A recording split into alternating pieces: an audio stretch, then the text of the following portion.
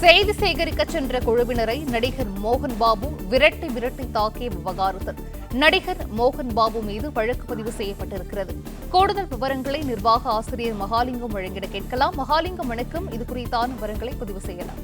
பிரபல தெலுங்கு நடிகர் மோகன் பாபு தமிழிலும் சில படங்களில் நடித்திருக்கிறார். இந்த நிலையில் இவரது குடும்பத்திற்குள் சொத்து பிரச்சனை கடந்த சில மாதங்களாகவே நிலவி வந்தது. தற்பொழுது கைகலப்பாக மாறும் அளவிற்கு நேற்று சென்றிருக்கிறது. இதில் போலீசார் முன்னிலையிலேயே அவரது குடும்பத்தாருக்கும் செய்தியாளருக்கும் இடையே கடுமையான மோதல் என்பது நடைபெற்றிருக்கிறது. இதில் மோகன் பாபுவே மைக்கை பிடுங்கி செய்தியாளர்களை விரட்டி தாக்கிய காட்சிகளும் நேற்று வெளியாகியிருந்தன. குறிப்பாக இதில் ஹைதராபாத்தில் உள்ள வீட்டில் அவரது மோகன் பாபு வீட்டிற்கு அவரது மகனும் நடிகருமான மனோஜ் தனது ஆதரவாளருடன் சென்றிருக்கிறார். இந்த சொத்து பிரச்சனை காரணமாக அதை அபகரிக்க வேண்டும் என்ற நோக்கில் சென்றதாக கூறப்படுகிறது. இந்த நிலையில்தான் அவரோடு சென்ற செய்தியாளர் மீது மோகன் பாபுவும் அவரது ஆதரவாளர்களும் தாக்குதல் நடத்தியதாக காட்சிகள் வெளியாகின.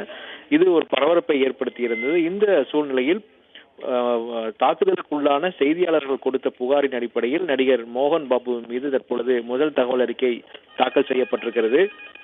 இதில் மோகன் பாபு மற்றும் அவரது தரப்பினர் செய்தியாளர்களை விரட்டி தாக்கியதாகவும் மோசமான வார்த்தைகளால் திட்டியதாகவும் ஆயுதங்களால் கொடூரமாக தாக்கியதாகவும் உள்ளிட்ட சட்டப்பிரிவுகளில் வழக்கை பதிவு செய்திருக்கிறார்கள்.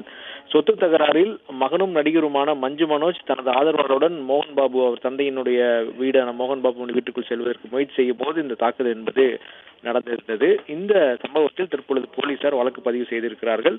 அடுத்த கட்டமாக விசாரணை முடிந்த பிறகு கைது நடவடிக்கை இருக்கும் என்று காவல்துறை தரப்பில் தெரிவிக்கப்பட்டிருக்கிறது.